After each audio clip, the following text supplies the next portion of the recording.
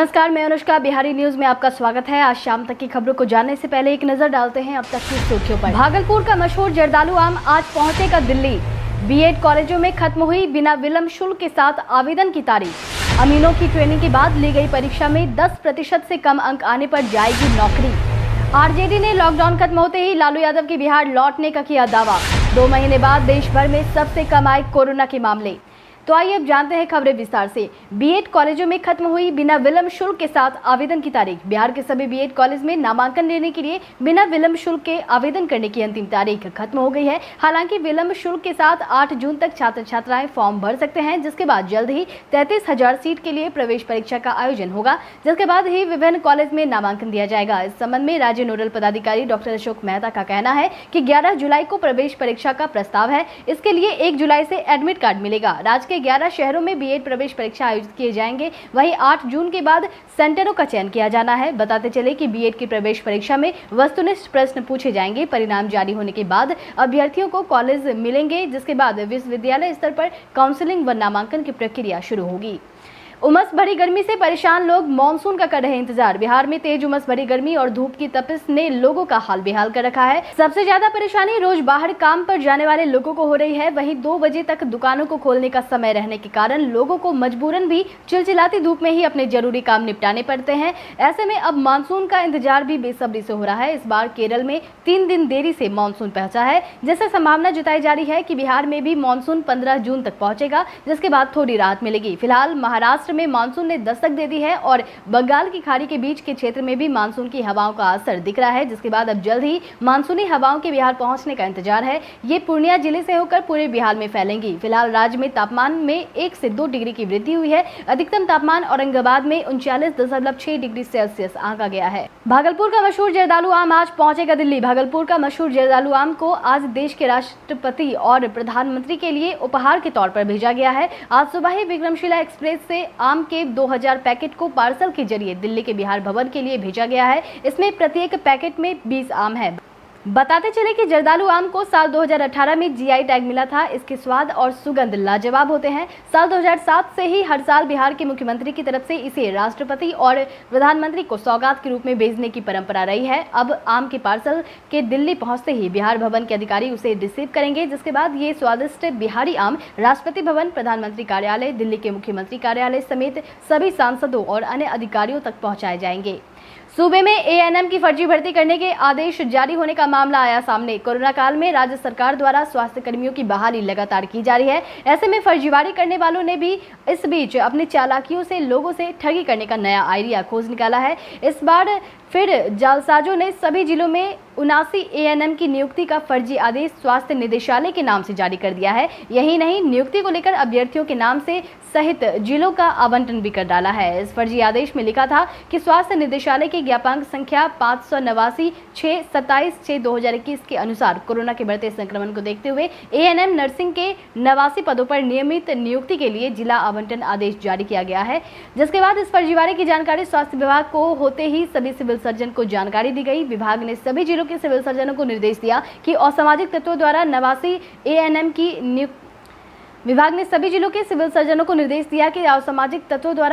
ANM की नियुक्ति के लिए जारी आदेश पूरी तरह फर्जी है। ऐसा कोई भी आदेश विभाग की तरफ से जारी नहीं किया गया है।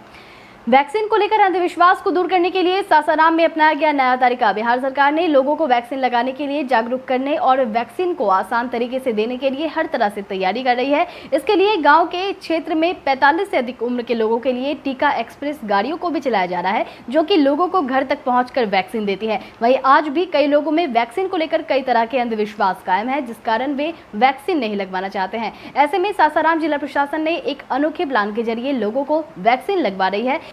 इसके तहत ग्रामीणों को टीका लगाने को लेकर अंधविश्वास को दूर करने का जिम्मा अब धर्म गुरुओं को दिया गया है। एसीएमओ डॉक्टर केएन तिवारी की माने तो ग्रामीणों को जागरूक करने के लिए धर्मगुरुओं का भी सहारा लिया जा रहा है, जो कि लोगों को टीका लगाने के लिए लोगों को ज्ञान दे रहे हैं। प्रशासन के मुताबिक इसका सकारात्मक प्रभाव भी वैक्सीनेशन पर पड़ा है। बता दें कि डीएम धर्मेंद्र कुमार ने 25 मई को हरी झंडी दिखाकर जिले में टीका एक्सप्रेस की शुरुआत कराई थी। वहीं जिले में हर दिन 5200 लोगों को टीका लगाने का लक्ष्य रखा गया है। पटना हाईकोर्ट में 118 एडवोकेट ने सीनियर अधिवक्ता नामित करने के लिए दी अर्जी। पटना हाईकोर्ट में सीनियर एडवोकेट की कैटेगरी में सूचित किए जाने को लेकर 118 अधिवक्ताओं ने अर्जी दाखिल किया है। इसके लिए एक कमेटी हाईकोर्ट की तरफ से बनाई गई है जो इंटरैक्शन कार्यक्रम के जरिए अधिवक्ताओं को अपने हिसाब से सीनियर एडवोकेट के रूप में नामित करेगी। इसके लिए 23 जून से 12 जुलाई तक इंटरैक्शन कार्यक्रम रखा गया है, जिसमें प्रतिदिन 10 के ग्रुप में लोग इस कार्यक्रम में भाग लेंगे। यह इंटरैक्शन कार्यक्रम प्रतिदिन शाम 4:30 बजे से शुरू होगा। इसमें अधिवक्ताओं से उनका ईमेल एड्रेस और व्हाट्सएप उपलब्ध कराने को कहा गया है। साथ ही अपना नाम, पता और एनरोलमेंट नंबर भी देने को कहा गया है। हालांकि सीनियर एडवोकेट बनने के लिए दिए गए आवेदनों में उम्र चर्चा का विषय बन गया है। कुछ अधिवक्ताओं की उम्र 80 वर्ष है तो कुछ अधिवक्ताओं की उम्र 45 से भी कम है। स्वर्गीय रघुवंश प्रसाद सिंह की 75वीं जयंती पर आरजेडी नेताओं ने दी श्रद्धांजलि। पूर्व केंद्रीय मंत्री और आरजेडी के वरिष्ठ नेता रहे स्वर्गीय रघुवंश प्रसाद सिंह की आज 75वीं जयंती है। रघुवंश प्रसाद सिंह के सरल व्यवहार की वजह से लोग उन्हें प्यार से ब्रह्मा बाबा भी कहते हैं। इस मौके पर नेता प्रतिपक्ष तेजस्वी यादव और तेज प्रताप यादव समेत कई नेताओं ने श्रद्धांजलि दी। आरजेडी नेता तेजस्वी यादव ने ट्विटर के माध्यम से रघुवंश बाबू को नमन किया। वहीं हसनपुर विधायक व आरजेडी नेता तेज प्रताप यादव ने भी ट्वीट कर उन्हें श्रद्धांजलि अर्पित की और उन्हें समाजवाद के बरगद रूपी स्तंभ और मनरेगा मैन कहकर श्रद्धांजलि अर्पित की। वहीं दूसरी तरफ बिहार के पूर्व मुख्यमंत्री व हम पार्टी के राष्ट्रीय अध्यक्ष जीतन राम मांझी ने भी ट्वीट के माध्यम से रघुवंश बाबू को श्रद्धांजलि दी। वहीं आरजेडी पर हमला भी बोला। मांझी ने ट्वीट करते हुए कहा कि पूर्व केंद्रीय मंत्री व वरिष्ठ समाजवादी नेता और मनरेगा मैन से पहचाने जाने वाले रघुवंश बाबू जी की जयंती पर उन्हें शत-शत नमन है, लेकिन उनकी जयंती पर आज गरियाली आंसू बहाने वाले एक लोटा पानी की कीमत आप लोग कभी नहीं समझ पाओगे।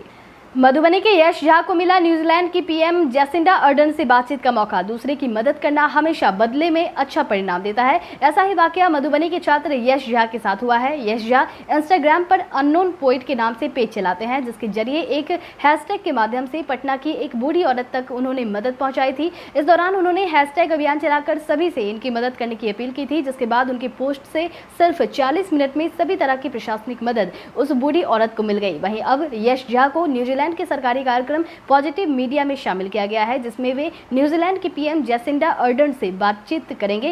इस कार्यक्रम में 32 देशों के प्रतिनिधि शामिल होंगे और यह पूरा कार्यक्रम जूम ऐप के माध्यम से होगा। इससे पहले न्यूजीलैंड के राजदूत डेविड पिने ने यश झा के साथ जूम ऐप के माध्यम से बातचीत की थी, जिसके बाद भारत की तरफ से 10वीं के छात्र यश झा को चुना गया। यह कार्यक्रम 8 जून को होना है। भागलपुर डीटीओ ऑफिस के 7 कर्मचारियों को नशे की हालत में पुलिस ने किया गिरफ्तार। बिहार में शराबबंदी लागू है, मगर सरकारी परिवहन कार्यालय में ही शराब पार्टी करने का मामला सामने आया है। जानकारी के मुताबिक भागलपुर के जिला परिवहन कार्यालय के 7 कर्मचारी को पुलिस ने कार्यालय में ही शराब पार्टी करते हुए धर दबोचा, जिसके बाद अल्कोहल जांच में 7 गिरफ्तार कर्मियों की शराब पीने की पुष्टि होने पर इन्हें पुलिस ले गई। ये सभी कर्मी संविदा पर कार्यरत है। गिरफ्तार संविदा कर्मियों में 4 कर्मी कटिहार जिले के रहने वाले हैं, जबकि बाकी 3 अन्य खगड़िया, गोड्डा व सुपौल के हैं। जानकारी के मुताबिक एसएसपी को जिला परिवहन कार्यालय में शराब पार्टी चलने की सूचना मिली थी, जिसके बाद एसएसपी ने एएसपी सिटी के नेतृत्व में विशेष टीम का गठन कर छापेमारी का निर्देश दिया। इस छापेमारी में डीटीओ कार्यालय से शराब की बोतलें भी बरामद की गई है। अमीनों की ट्रेनिंग के बाद ली गई परीक्षा में 10% से कम अंक आने पर जाएगी नौकरी। बिहार में नियोजित अमीन और प्रखंडों में बनने वाले आधुनिक अभिलेखागारों को लेकर सरकार सख्त हुई है। इसके तहत इनकी ट्रेनिंग के बाद ली गई परीक्षा में किसी अमीन को 10% से कम नंबर आएंगे तो उनकी नौकरी चली जाएगी। साथ ही जिन जिलों में आधुनिक रिकॉर्ड रूम बनने में देरी होगी, वहां के अधिकारियों को अर्धशासकीय पत्र यानी कि डीओ लेटर दिया जाएगा। इस संबंध में अपर मुख्य सचिव ने प्रशिक्षण के बाद परीक्षा में खराब प्रदर्शन करने वाले अमीनों को शो कॉज नोटिस जारी करने का निर्देश भी दे दिया है। विभाग के निदेशक के मुताबिक 40% से कम अंक लाने वाले अमीनों की संख्या 75 है, जिनसे स्पष्टीकरण मांगा जा रहा है। वहीं 10% से कम अंक लाने वालों को नोटिस देकर पद से हटाने की कार्रवाई की जाएगी। इसके लिए उनकी समीक्षा की जा रही है। इसके साथ ही 10 से 40 के बीच अंक लाने वाले अमीनों को बेहतर करने के लिए एक बार और मौका दिया जाएगा।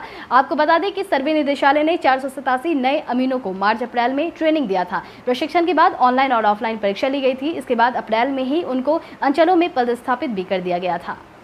कोरोना के इलाज में डॉक्टरों की मदद के लिए तैयार किया जा रहा है रोबोट। भागलपुर इंजीनियरिंग कॉलेज के छात्र ने एक ऐसा रोबोट तैयार किया है जो कि कोरोना संक्रमण को रोकने और इलाज में डॉक्टरों की मदद में काम आएगा। यह रोबोट मरीजों के पास जाकर उनका ऑक्सीजन स्तर, तापमान, ब्लड प्रेशर आदि की जानकारी डॉक्टर को तत्काल उपलब्ध करा देगा। इसके बाद डॉक्टरों की लिखी दवाएं भी तत्काल मरीजों तक पहुंचाया जाएगा। इसके अलावा रोबोट मरीजों के 24 घंटे की स्टेटस रिपोर्ट भी डॉक्टर को ऑनलाइन भेजता रहेगा। इसे भागलपुर इंजीनियरिंग कॉलेज के MTech in micro electronics and VLSI technology की पढ़ाई कर रहे आकाश सागर नाम के एक छात्र तैयार कर रहे हैं। छात्र ने कहा कि 6 महीने के प्रयास के बाद उन्हें यह सफलता मिली है, जिसमें जितने भी उपकरण हैं उन्होंने खुद तैयार किया है और इस काम में उनकी बहन इंजीनियर स्नेहलता ने काफी मदद की है। वहीं कॉलेज की प्राचार्य डॉक्टर पुष्पलता ने कहा कि कॉलेज के छात्र बेहतर काम कर रहे हैं। कोरोना सहित किसी भी वायरल डिजीज में इस तरह का रोबोट डॉक्टरों को संक्रमण से बचाने में मदद करेगा। आकाश सागर ने जो रोबोट तैयार किया है उसका इस्तेमाल अस्पताल से लेकर गांव देहात में जाकर भी लोग कर सकते हैं। जहां पर बिजली की सुविधा नहीं है वहां पर भी इसका प्रयोग किया जा सकता है, क्योंकि रोबोट में सोलर एनर्जी प्लेट लगाया गया है जो कि आसानी से चार्ज हो।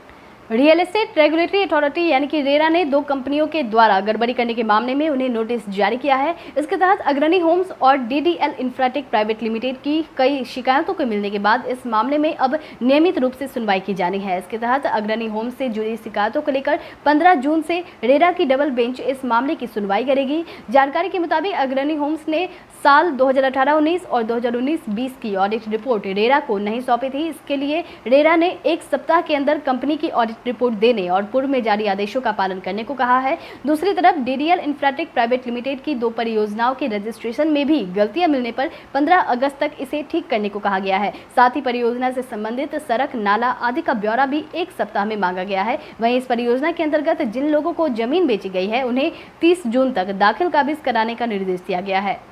आरजेडी ने लॉकडाउन खत्म होते ही लालू यादव के बिहार लौटने का किया दावा। लालू यादव को चारा घोटाले में जमानत मिलने व अस्पताल से छुट्टी मिलने के बाद से ही वे ट्विटर पर बिहार की राजनीति में सक्रियता दिखाने लगे। वहीं अब उनकी पार्टी आरजेडी ने लालू यादव को लेकर बड़ा दावा किया है। लालू के करीबी माने जाने वाले मनेर के विधायक भाई वीरेंद्र ने दावा किया है कि लॉकडाउन खत्म होते ही आरजेडी सुप्रीमो दिल्ली से बिहार आएंगे और उनके लौटते ही राज्य में बंगाल की तरह सियासी खेला होगा। उन्होंने कहा कि लालू यादव के आते ही राज्य में राजनीतिक गतिविधियां बढ़ेंगी और बहुत जल्द महागठबंधन की सरकार बनेगी। तो वहीं पार्टी के प्रवक्ता मृत्युंजय तिवारी का कहना है कि पूर्व मुख्यमंत्री जीतन राम मांझी के बयानों को इशारा समझना चाहिए। उन्होंने कहा कि समझने वाले समझ चुके हैं कि बिहार में आगे क्या होगा, जो नहीं समझ पाए हैं वे अनाड़ी है। हालांकि बिहार एनडीए के नेताओं ने राजद के दावे को एक खुशफहमी बताते हुए तंज कसा है।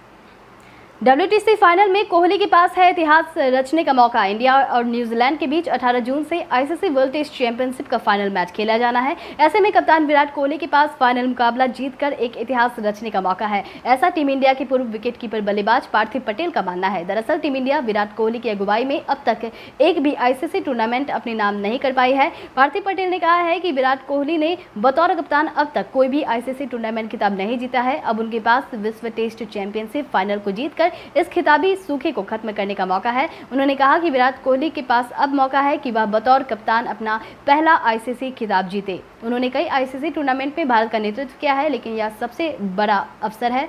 अगर भारत उनकी कप्तानी में विश्व टेस्ट चैंपियनशिप जीतती है तो यह कोहली के लिए एक बहुत बड़ी उपलब्धि होगी।